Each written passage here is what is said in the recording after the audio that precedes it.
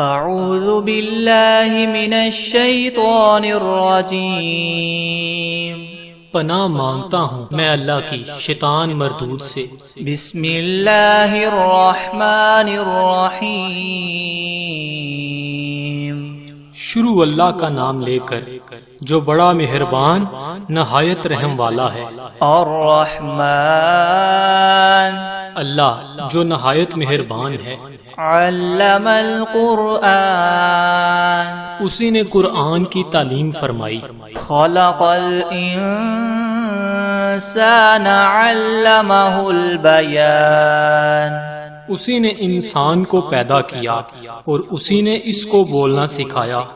الشمس والقمر بحسبان، سورج اور چاند ایک حساب مقرر سے چل رہے ہیں۔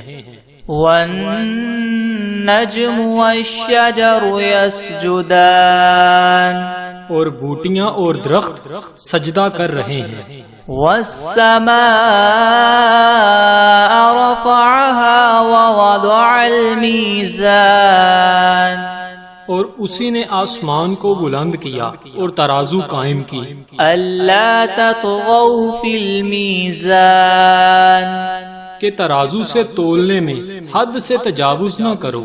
وَأَقِيمُوا الْوَزْنَ بِالْقِسْطِ وَلَا تُخْسِرُوا الْمِيزَانَ، اور انصاف کے ساتھ ٹھیک تولو اور تول کم مت کرو۔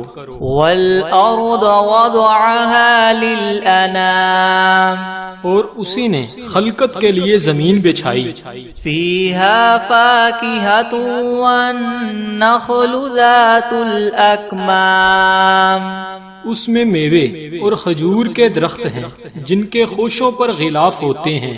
وَالْحَبُّ ذُو الْعَصْفِ وَالرَّيْحَانِ، اور اناج جس کے ساتھ بس ہوتا ہے اور خوشبودار پھول۔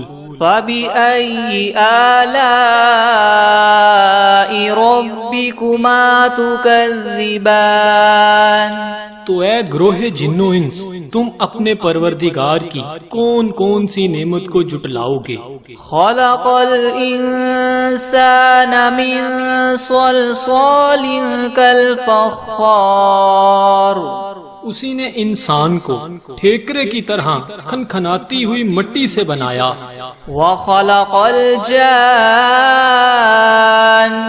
مِن مَّارِجٍ مِّن نَّارٍ، اور جنات کو آگ کے شعلے سے پیدا کیا۔ فَبِأَيِّ آلَاءِ رَبِّكُمَا تُكَذِّبَانِ، تو تم اپنے پروردگار کی کون کون سی نعمت کو جٹلاؤ گے؟ رَبُّ الْمَشْرِقَيْنِ وَرَبُّ الْمَغْرِبَيْنِ، وہی دونوں مشرقوں اور دونوں مغربوں کا مالک ہے۔ فَبِأَيِّ آلَاءِ رَبِّكُمَا تُكَذِّبَانِ، تو تم اپنے پروردگار کی کون کون سی نعمت کو جٹلاؤ گے؟ مَرَجَ الْبَحْرَيْنِ يَلْتَقِيَانِ، اسی نے دو دریا رواں کیے جو آپس میں ملتے ہیں۔ بَيْنَهُمَا بَرْزَخٌ لَا يَبْغِيَانِ، دونوں میں ایک آڑ ہے، اس سے تجاوز نہیں کر سکتے۔ فَبِأَيِّ آلَاءِ رَبِّكُمَا تُكَذِّبَانِ، تو تم اپنے پروردگار کی کون کون سی نعمت کو جٹلاؤ گے؟ يَخْرُجُ مِنْهُمَا اللُّؤْلُؤُ وَالْمَرْجَانُ، دونوں دریاؤں سے موتی اور مونگے نکلتے ہیں۔ فَبِأَيِّ آلَاءِ رَبِّكُمَا تُكَذِّبَانِ، تو تم اپنے پروردگار کی کون کون سی نعمت کو جٹلاؤ گے؟ وَلَهُ الْجَوَارِ الْمُنشَآتُ فِي الْبَحْرِ كَالْأَعْلَامِ، اور جہاز بھی اسی کے ہیں جو دریا میں پہاڑوں کی طرح اونچے کھڑے ہوتے ہیں۔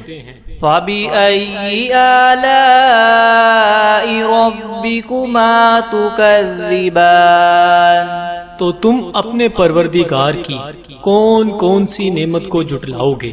كل من عليها فان ويبقى وجه ربك ذو الجلال والإكرام.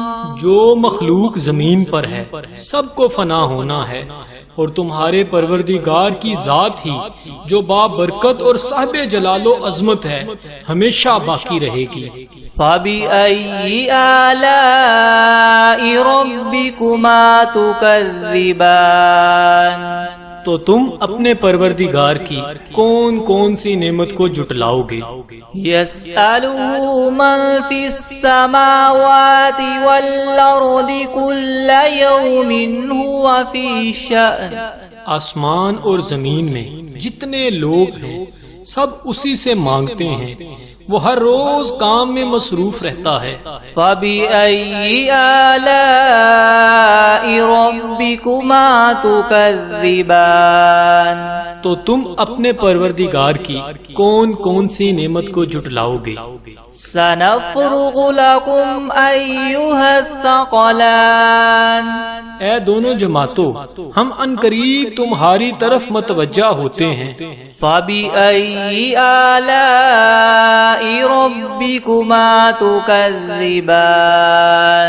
تو تم اپنے پروردگار کی کون کون سی نعمت کو جٹلاؤ گے؟ یا معشر الجن والانس ان استطعتم ان تنفذوا من اقطار السماوات والارض فانفذوا لا تنفذون الا بسلطان. اے گروہ جنو انس، اگر تمہیں قدرت ہو کہ آسمان اور زمین کے کناروں سے نکل جاؤ تو نکل جاؤ، اور زور کے سوا تم نکل سکنے ہی کے نہیں. فَبِأَيِّ آلَاءِ رَبِّكُمَا تُكَذِّبَانِ. تو تم اپنے پروردگار کی کون کون سی نعمت کو جٹلاؤ گے؟ يُرْسَلُ عَلَيْكُمَا شُوَاظٌ مِّن نَّارٍ وَنُحَاسٌ فَلَا تَنتَصِرَانِ. تم پر آگ کے شعلے اور دھواں چھوڑ دیا جائے گا تو پھر تم مقابلہ نہ کر سکو گے. فَبِأَيِّ آلَاءِ رَبِّكُمَا تُكَذِّبَانِ. تو تم اپنے پروردگار کی کون کون سی نعمت کو جٹلاؤ گے؟ فَإِذَا انشَقَّتِ السَّمَاءُ فَكَانَتْ وَرْدَةً كَالدِّهَانِ. پھر جب آسمان پھٹ کر تیل کی تلچھٹ کی طرح گلابی ہو جائے گا تو وہ کیسا ہولناک دن ہوگا. فَبِأَيِّ آلَاءِ رَبِّكُمَا تُكَذِّبَانِ. تو تم اپنے پروردگار کی کون کون سی نعمت کو جٹلاؤ گے؟ فَيَوْمَئِذٍ لَا يُسْأَلُ عَنْ ذَنبِهِ إِنسٌ وَلَا جَانٌ. اس روز نہ تو کسی انسان سے اس کے گناہوں کے بارے میں پرسش کی جائے گی اور نہ ہی کسی جن سے. فَبِأَيِّ آلَاءِ رَبِّكُمَا تُكَذِّبَانِ. تو تم اپنے پروردگار کی کون کون سی نعمت کو جٹلاؤ گے؟ يُعْرَفُ الْمُجْرِمُونَ بِسِيمَاهُمْ فَيُؤْخَذُ بِالنَّوَاصِي وَالْأَقْدَامِ. گناہگار اپنے چہرے ہی سے پہچان لیے جائیں گے تو پیشانی کے بالوں اور پاؤں سے پکڑ لیے جائیں گے. فَبِأَيِّ آلَاءِ رَبِّكُمَا تُكَذِّبَانِ. تو تم اپنے پروردگار کی کون کون سی نعمت کو جٹلاؤ گے؟ هَذِهِ جَهَنَّمُ الَّتِي يُكَذِّبُ بِهَا الْمُجْرِمُونَ. یہی وہ جہنم ہے جسے گناہگار لوگ جٹلاتے تھے. يَطُوفُونَ بَيْنَهَا وَبَيْنَ حَمِيمٍ آن. وہ دوزخ اور کھولتے ہوئے گرم پانی کے درمیان گھومتے پھریں گے. فَبِأَيِّ آلَاءِ رَبِّكُمَا تُكَذِّبَانِ. تو تم اپنے پروردگار کی کون کون سی نعمت کو جھٹلاؤ گے؟ وَلِمَنْ خَافَ مَقَامَ رَبِّهِ جَنَّتَانِ، اور جو شخص اپنے پروردگار کے سامنے کھڑا ہونے سے ڈرا اس کے لیے دو باغ ہیں۔ فَبِأَيِّ آلَاءِ رَبِّكُمَا تُكَذِّبَانِ، تو تم اپنے پروردگار کی کون کون سی نعمت کو جھٹلاؤ گے؟ ذَوَاتَا أَفْنَانٍ، ان دونوں میں بہت سی شاخیں ہیں۔ فَبِأَيِّ آلَاءِ رَبِّكُمَا تُكَذِّبَانِ، تو تم اپنے پروردگار کی کون کون سی نعمت کو جھٹلاؤ گے؟ فِيهِمَا عَيْنَانِ تَجْرِيَانِ، ان میں دو چشمے بہہ رہے ہیں۔ فَبِأَيِّ آلَاءِ رَبِّكُمَا تُكَذِّبَانِ، تو تم اپنے پروردگار کی کون کون سی نعمت کو جھٹلاؤ گے؟ فِيهِمَا مِن كُلِّ فَاكِهَةٍ زَوْجَانِ، ان میں سب میوے دو دو قسم کے ہیں۔ فَبِأَيِّ آلَاءِ رَبِّكُمَا تُكَذِّبَانِ، تو تم اپنے پروردگار کی کون کون سی نعمت کو جھٹلاؤ گے؟ متكئين على فرش بطائنها من استبرق وجنى الجنتين دان، اہل جنت ایسے بچھونوں پر جن کے استر اطلس کے ہیں تکیہ لگائے ہوئے ہوں گے اور دونوں باغوں کے میوے قریب قریب جھک رہے ہیں۔ فَبِأَيِّ آلَاءِ رَبِّكُمَا تُكَذِّبَانِ، تو تم اپنے پروردگار کی کون کون سی نعمت کو جھٹلاؤ گے؟ فِيهِنَّ قَاصِرَاتُ الطَّرْفِ لَمْ يَطْمِثْهُنَّ إِنسٌ قَبْلَهُمْ وَلَا جَانٌّ، ان میں نیچی نگاہ والی عورتیں ہیں جن کو اہل جنت سے پہلے نہ کسی انسان نے ہاتھ لگایا اور نہ ہی کسی جن نے۔ فَبِأَيِّ آلَاءِ رَبِّكُمَا تُكَذِّبَانِ، تو تم اپنے پروردگار کی کون کون سی نعمت کو جھٹلاؤ گے؟ كَأَنَّهُنَّ الْيَاقُوتُ وَالْمَرْجَانُ، گویا وہ یاقوت اور مرجان ہیں۔ فَبِأَيِّ آلَاءِ رَبِّكُمَا تُكَذِّبَانِ، تو تم اپنے پروردگار کی کون کون سی نعمت کو جھٹلاؤ گے؟ هَلْ جَزَاءُ الْإِحْسَانِ إِلَّا الْإِحْسَانُ، نیکی کا بدلہ نیکی کے سوا کچھ نہیں ہے۔ فَبِأَيِّ آلَاءِ رَبِّكُمَا تُكَذِّبَانِ، تو تم اپنے پروردگار کی کون کون سی نعمت کو جھٹلاؤ گے؟ وَمِن دُونِهِمَا جَنَّتَانِ، اور ان باغوں کے علاوہ دو باغ اور ہیں۔ فَبِأَيِّ آلَاءِ رَبِّكُمَا تُكَذِّبَانِ، تو تم اپنے پروردگار کی کون کون سی نعمت کو جھٹلاؤ گے؟ مُدْهَامَّتَانِ، دونوں خوب گہرے سرسبز۔ فَبِأَيِّ آلَاءِ رَبِّكُمَا تُكَذِّبَانِ، تو تم اپنے پروردگار کی کون کون سی نعمت کو جھٹلاؤ گے؟ فِيهِمَا عَيْنَانِ نَضَّاخَتَانِ، ان میں دو چشمے ابل رہے ہیں۔ فَبِأَيِّ آلَاءِ رَبِّكُمَا تُكَذِّبَانِ، تو تم اپنے پروردگار کی کون کون سی نعمت کو جھٹلاؤ گے؟ فِيهِمَا فَاكِهَةٌ وَنَخْلٌ وَرُمَّانٌ، ان میں میوے اور کھجوریں اور انار ہیں۔ فَبِأَيِّ آلَاءِ رَبِّكُمَا تُكَذِّبَانِ تو تم اپنے پروردگار کی کون کون سی نعمت کو جھٹلاؤ گے؟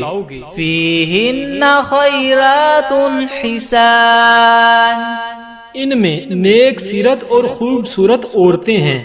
فَبِأَيِّ آلَاءِ رَبِّكُمَا تُكَذِّبَانِ تو تم اپنے پروردگار کی کون کون سی نعمت کو جھٹلاؤ گے؟ حور مقصورات فی الخیام وہ حوریں ہیں جو خیموں میں مستور ہیں۔ فَبِأَيِّ آلَاءِ رَبِّكُمَا تُكَذِّبَانِ تو تم اپنے پروردگار کی کون کون سی نعمت کو جھٹلاؤ گے؟ لم يطمثهن انس قبلهم ولا جان ان کو اہل جنت سے پہلے نہ کسی انسان نے ہاتھ لگایا اور نہ کسی جن نے۔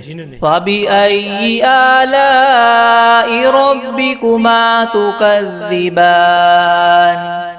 تو تم اپنے پروردگار کی کون کون سی نعمت کو جھٹلاؤ گے؟ متکئین علی رفرف خضر وعبقری حسان سبز کلینوں اور نفیس مسندوں پر تکیہ لگائے بیٹھے ہوں گے۔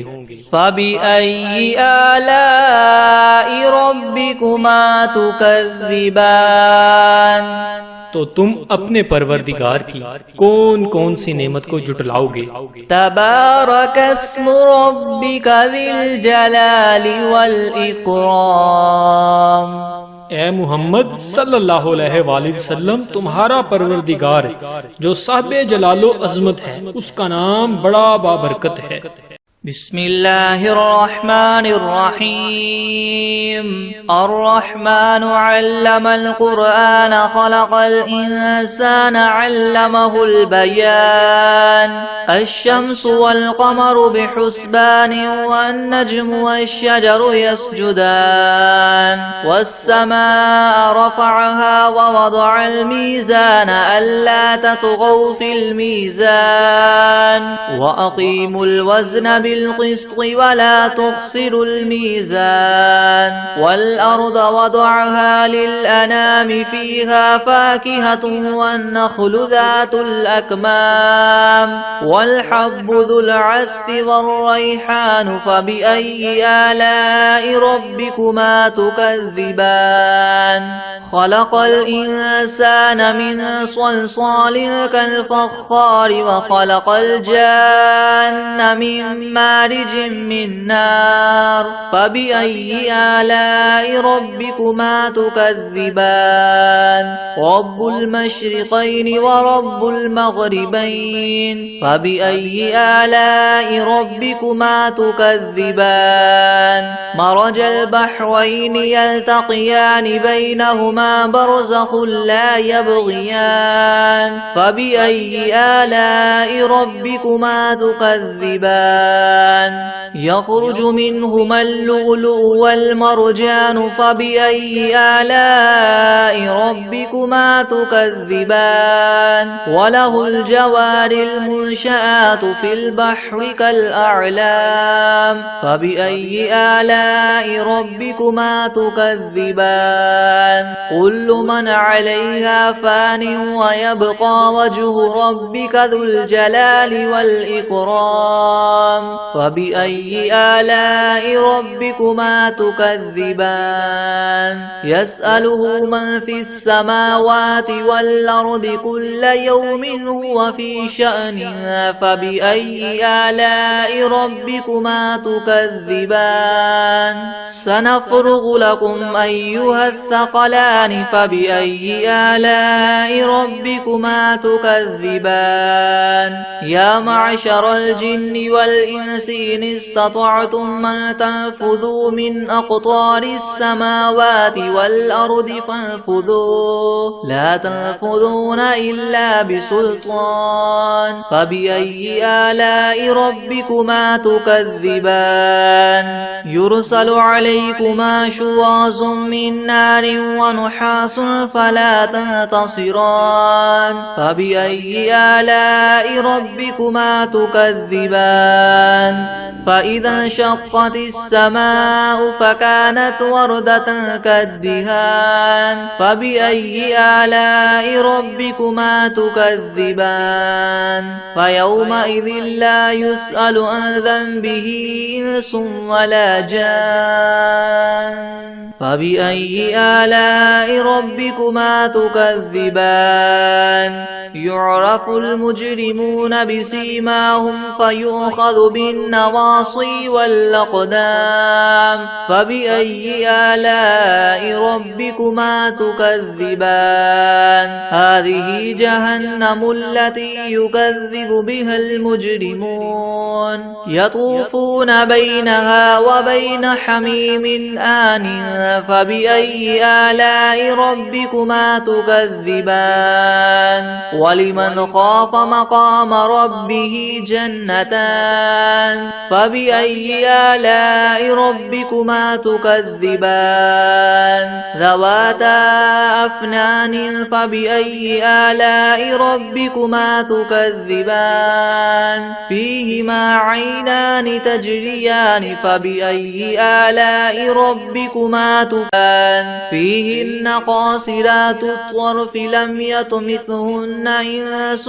قبلهم ولا جان فبأي آلاء ربكما تكذبان كأنهن الياقوت والمرجان فبأي آلاء ربكما تكذبان هل جزاء الإحسان إلا الإحسان فبأي آلاء ربكما تكذبان ومن دونهما جنتان فبأي آلاء ربكما تكذبان مدهامتان فبأي آلاء ربكما تكذبان فيهما عينان نضاختان فبأي آلاء ربكما تكذبان فيهما فاكهة ونخل ورمان فبأي آلاء ربكما تكذبان فيهن خيرات حسان فبأي آلاء ربكما تكذبان حور مقصورات في الخيام فبأي آلاء ربكما تكذبان لم يطمثهن إنس قبلهم ولا جان فبأي آلاء ربكما تكذبان متكئين على رفرف خضر وعبقري حسان فبأي آلاء ربكما تكذبان تبارك اسم ربك ذي الجلال والإكرام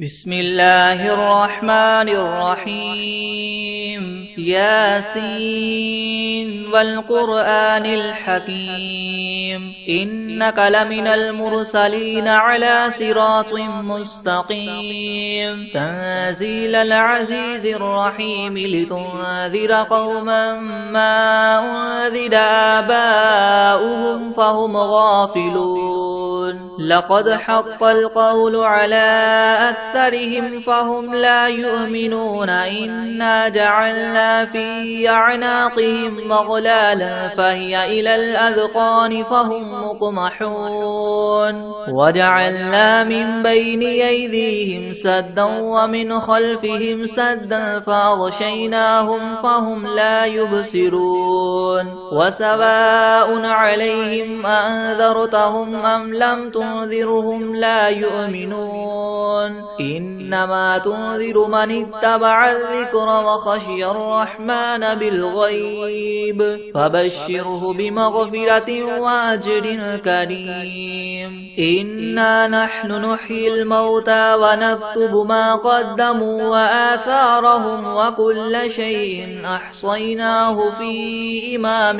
مبين واضرب لهم مثلا أصحاب القرية إذ جاءها المرسلون إذ أرسلنا إليهم اثنين فكذبوهما فعززنا بثالث فقالوا إنا إليكم مرسلون قالوا ما أنتم إلا بشر مثلنا وما أنزل الرحمن من شيء إن أنتم إلا تكذبون قالوا ربنا يعلم إنا إليكم لمرسلون وما علينا إلا البلاغ المبين قالوا إنا تطيرنا بكم لئن لم تنتهوا لنرجمنكم وليمسنكم منا عذاب أليم قالوا طائركم معكم أئن ذكرتم بل أنتم قوم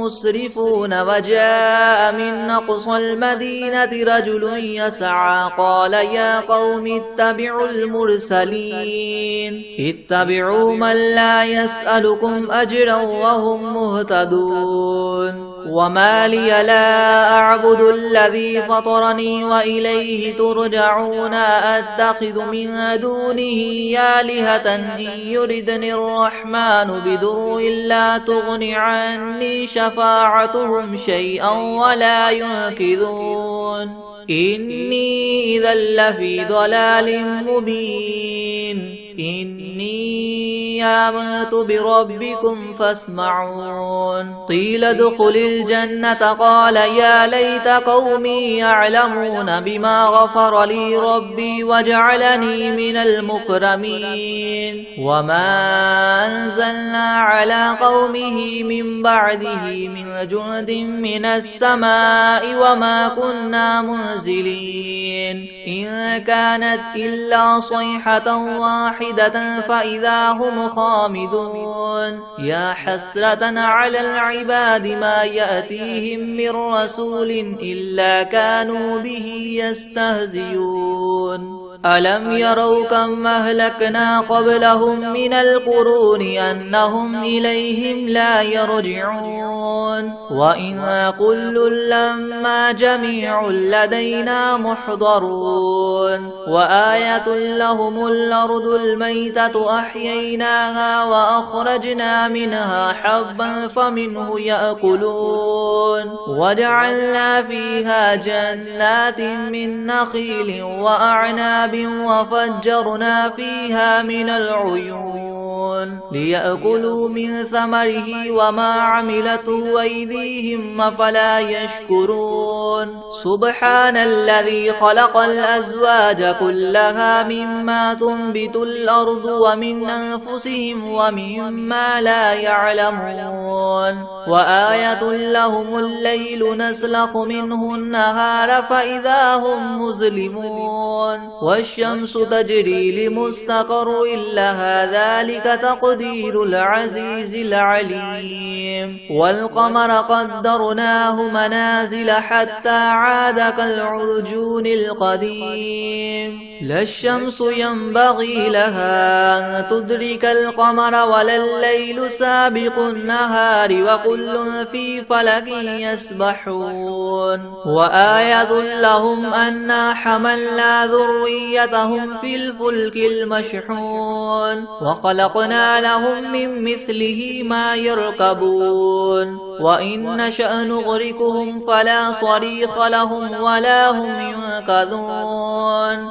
إلا رحمة منا ومتاعا إلى حين وإذا قيل لهم اتقوا ما بين أيديكم وما خلفكم لعلكم ترحمون وما تأتيهم من آية من آيات ربهم إلا كانوا عنها معرضين وإذا قيل لهم انفقوا مما رزقكم الله قال الذين كفروا للذين آمنوا ونطعم من لو يشاء الله وطعمه إن أنتم إلا في ضلال مبين ويقولون متى هذا الوعد إن كنتم صادقين ما ينظرون إلا صيحة واحدة تأخذهم وهم يخصمون فلا يستطيعون توصية ولا إلى أهلهم يرجعون ونفخ في الصور فإذا هم من الأجداث إلى ربهم ينسلون قالوا يا ويلنا من بعثنا من مرقدنا هذا ما وعد الرحمن وصدق المرسلون إن كانت إلا صيحة واحدة فإذا هم جميع لدينا محضرون فاليوم لا تظلم نفس شيئا ولا تجزون إلا ما كنتم تعملون إن أصحاب الجنة اليوم في شغل فاكهون هم وأزواجهم في زلال على الأرائك متكئون لهم فيها فاكهة ولهم ما يدعون سلام قولا من رب رحيم وامتازوا اليوم أيها المجرمون ألم أعهد إليكم يا بني آدم ألا تعبدوا الشيطان إنه لكم عدو مبين وأن اعبدوني هذا صراط مستقيم ولقد أضل منكم جبلا كثيرا فلم تكونوا تعقلون هذه جهنم التي كنتم توعدون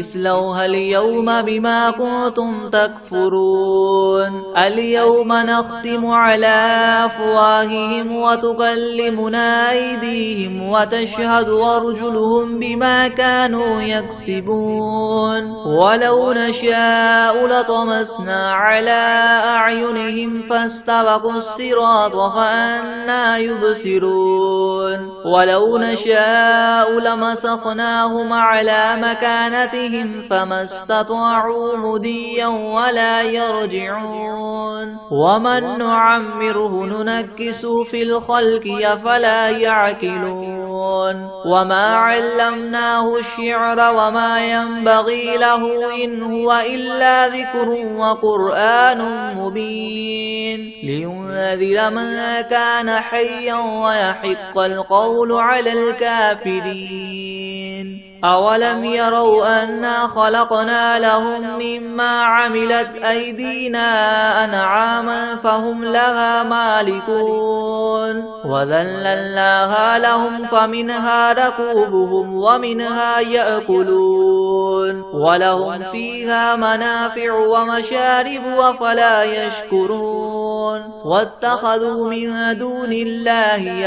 آلهة لعلهم ينصرون لا يستطيعون نصرهم وهم لهم جند محضرون فلا يحزنك قولهم إنا نعلم ما يسرون وما يعلنون أولم ير الإنسان أنا خلقناه من نطفة فإذا هو خصيم مبين وضرب لنا مثلا ونسي خلقه قال من يحيي العظام وهي رميم قل يحييها الذي ينشأها أول مرة وهو بكل خلق عليم الذي جعل لكم من الشجر الأخضر نارا فإذا أنتم منه توقدون أوليس الذي خلق السماوات والأرض بقادر على أن يخلق مثلهم بلى وهو الخلاق العليم إنما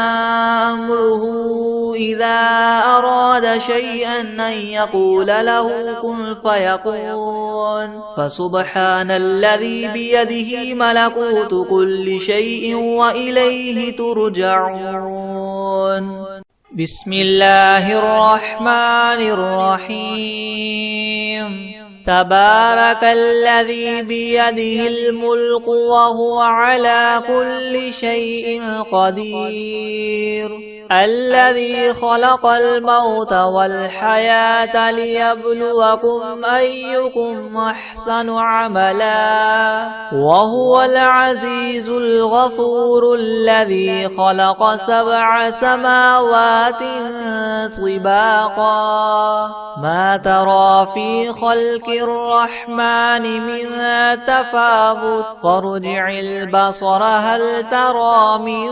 فطور ثم ارجع البصر كرتين ينقلب إليك البصر خاسئا وهو حسير ولقد زينا السماء الدنيا بمصابيح وجعلناها رجوما للشياطين وأعتدنا لهم عذاب السعير وللذين كفروا بربهم عذاب جهنم وبئس المصير إذا ألقوا فيها سمعوا لها شهيقا وهي تفور تكاد تميز من الغيظ كلما ألقي فيها فوج سألهم خزنتها ألم يأتكم نذير قالوا بلى قد جاءنا نذير فكذبنا وقلنا ما نزل الله من شيء إن أنتم إلا في ضلال كبير وقالوا لو كنا نسمع أو نعقل ما كنا في أصحاب السعير فاعترفوا بذنبهم فسحقا لأصحاب السعير إن الذين يخشون ربهم بالغيب لهم مغفرة وأجر كبير وأسروا قولكم أو اجهروا به إنه عليم بذات الصدور ألا يعلم من خلق وهو اللطيف الخبير هو الذي جعل لكم الأرض ذلولا فامشوا في مناكبها وكلوا من رزقه وإليه النشور أأمنتم من في السماء أن يخسف بكم الأرض فإذا هي تمور أم أمنتم من في السماء أن يرسل عليكم حاصبا فستعلمون كيف نذير ولقد كذب الذين من قبلهم فكيف كان نكيري ولم يروا إلى الطير فوقهم صافات ويقبض ما يمسكهن إلا الرحمن إنه بكل شيء بصير